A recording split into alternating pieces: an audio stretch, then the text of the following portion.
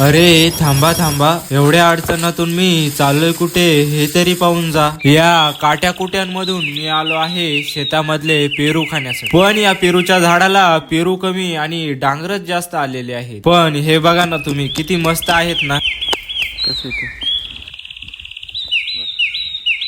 आणि असं डांगराला डोकं लावून मी माझ्या मेंदूच्या आकाराचं मोजमाप घेत होतो. आणि पाठीमागून आमचे हे दोन डांगर बघतच होते. हा विचित्र प्राणी असं वेड्यासारखं काय करतोय. तेवढं झालं आणि आमच्या खारेड्यांनी लगेच एक पेरू तोडला आणि खायला सुरुवात. मग मलाही माघार घ्यायची नव्हती, म्हणून मी या डांगराच्या वरचा आणि झाडाच्या टोकाचा फ्रेश पेरू तोडला आणि लगेच खायला सुरुवात केली. असा झाडावरचा पेरू तोडून खायला खूप भारी वाटतो बर का. असं तुम्हालाही आवडतो का? कमेंट मध्ये नक्की सांगा. झाडाखाली खारुताईंनी पण खूप पेरू खाऊन टाकलेले होते. आणि इकडे बघा, आंब्याच्या झाडाला पण किती मस्त मोहर आलेला आहे ना.